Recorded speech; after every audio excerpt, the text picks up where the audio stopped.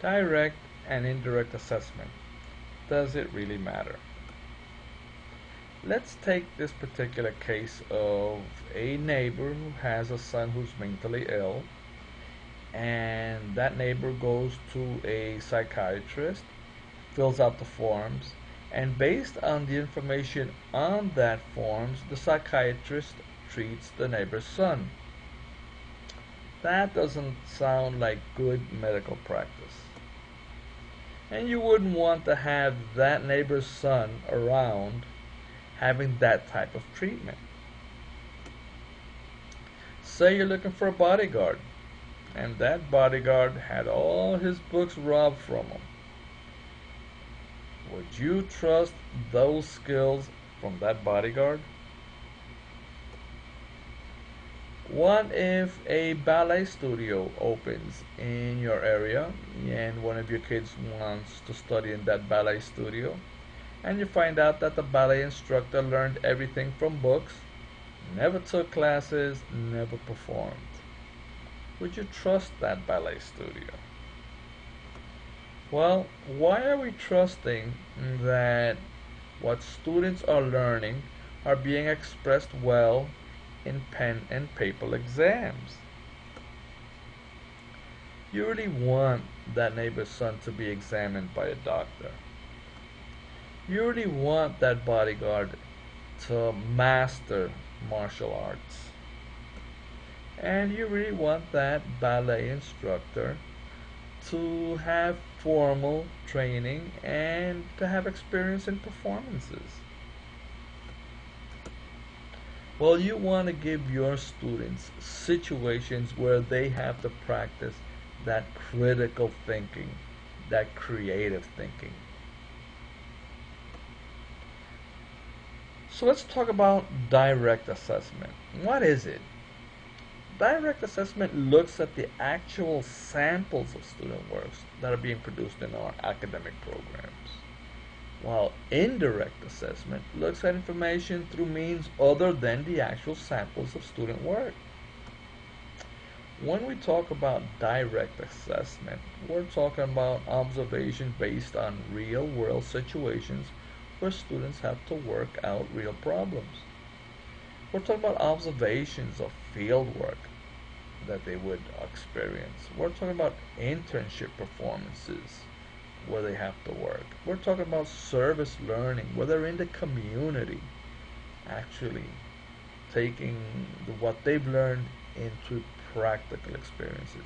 We're talking about clinical experiences that are organized for students. We're talking about research projects. We're talking about case study analysis. We're talking about oral presentations where we want them to learn how to express themselves.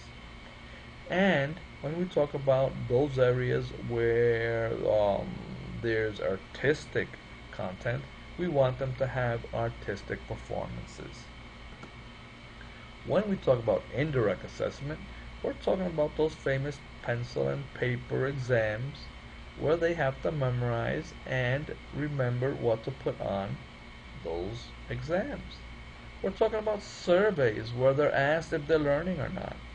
And we're talking about hours of time in classroom seat where we're obligating students to sit and we're giving credit for just sitting there.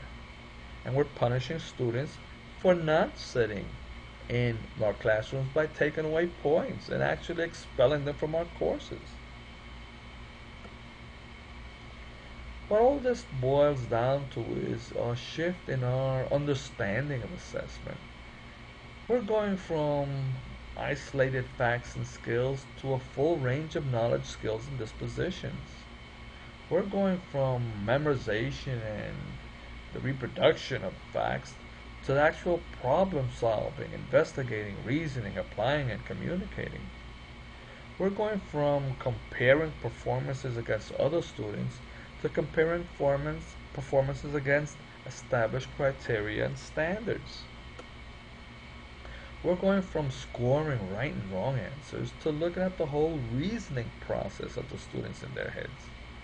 We're going from single ways of demonstrating knowledge, for example, multiple choice exams, to multiple methods and opportunities such as open-ended tasks, projects, and observations. We're going from simplified evidence to complex evidence. We're going from a secretive, exclusive, and fixed process to open, public, and participatory assessments. We're going from add-on exams, which are separate from the teaching, to embedded assessments, where we're learning from the practice of the students and the corrections of student mistakes as they actually perform. We're going from a psychometric view to an educational view.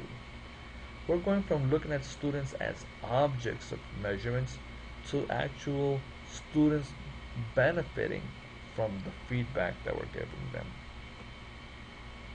And this is based on the reality of assessment. We know that students value and learn what we teach and test. We know that how we teach and test matters as much as what we teach and test. And we also know that what and how we assess is important. Students take this into consideration. To summarize, I think we have to be honest and to realize that we have always looked highly upon critical thinking, but we haven't been testing critical thinking. We haven't been examining critical thinking. We haven't been assessing critical thinking.